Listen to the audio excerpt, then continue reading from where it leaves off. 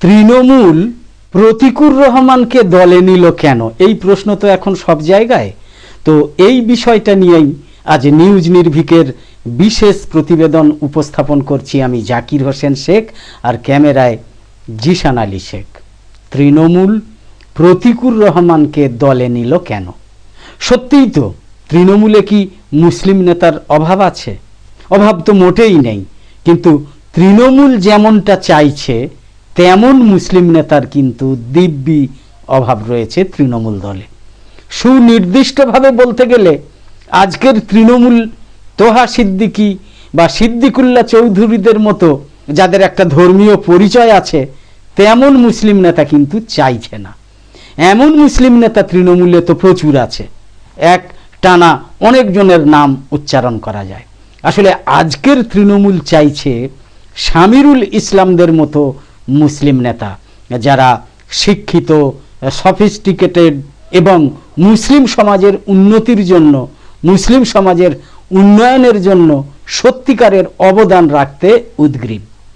এরা মুসলিম সমাজকে অ্যাড্রেস করতে নিজেদের ধর্মীয় পরিচয়কে কিন্তু ব্যবহার করে না, বরং শিক্ষা, সংরক্ষণ, কর্মসংস্থান, আইডেন্টিটি ইত্যাদির মতো জরুরি ইস্যুগুলোকে ফোকাস করে বৃহত্তর মুসলিম সমাজকে আকর্ষণ করতে চায় এই শামিরুল এদের মতো নেতা। এই যে হুমায়ুন কবিরের মতো ধর্মীয় মুসলিম নেতা, যে অলরেডি ট্রায়েড অ্যান্ড টেস্টেড, যার ক্ষমতা আছে অন্তত একটা বিধানসভায় নির্ণায়ক শক্তি হয়ে ওঠার, তাকেও কিন্তু ছেঁটে ফেলতে দ্বিধা না করা বুঝিয়ে দেয় যে তৃণমূলের অভিমুখ আসলে কোন দিকে।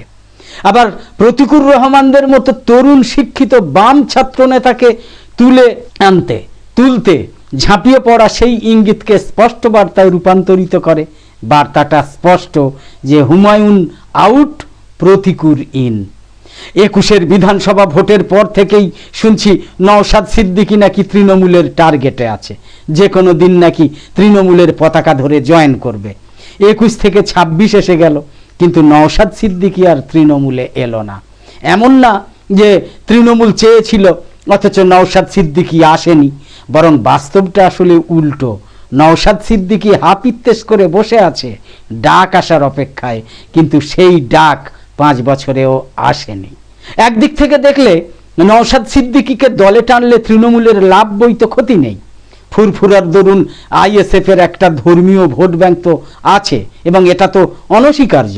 ইলেকটোরাল পলিটিক্সের পার্সপেক্টিভ থেকে দেখলে নওশাদ সিদ্দিকীকে নেওয়াটা তৃণমূলের পক্ষে গুড ডিল হতো।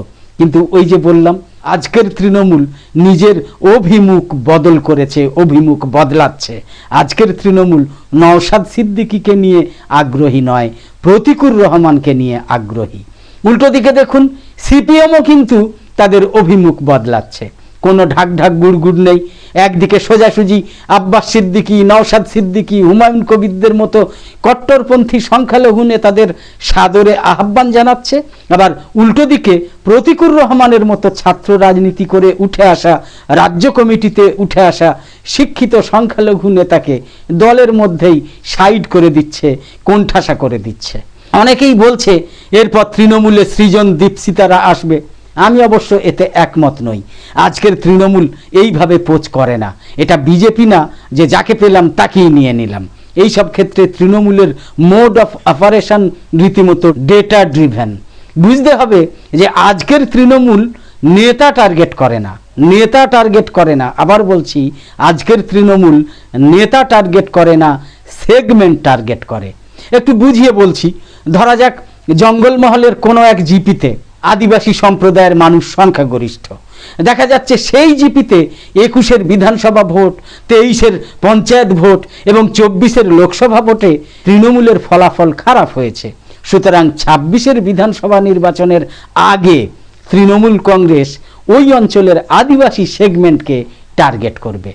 I-PAC, team AB, police, intelligence, প্রশাসন, সর্বস্তর থেকে ফিডব্যাক নেওয়া হবে ওই অঞ্চলের সাঁওতাল সম্প্রদায়ের মধ্যে কে কে প্রভাবশালী ব্যক্তি বা নেতা আছে। সে যদি অরাজনৈতিক ব্যক্তি হয় তাহলে তো ঝামেলা মিটেই গেল, তাকে দলে নেওয়া অনেক সহজ। আর যদি সে সিপিএম কিংবা কংগ্রেস কিংবা বিজেপির কোনো স্থানীয় নেতা হয় তখন তাকে পোচ করার চেষ্টা করা হয়। এই হলো সংক্ষেপে তৃণমূলের মোডাস অপারেন্ডি।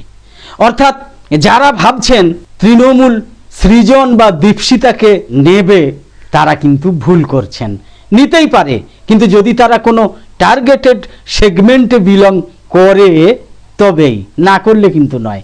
ফলে আবারও সেই ঘুরে ফিরে একই জায়গায় চলে আসা হলো যে ব্যক্তি নয়, সেগমেন্ট গুরুত্বপূর্ণ তৃণমূলের কাছে।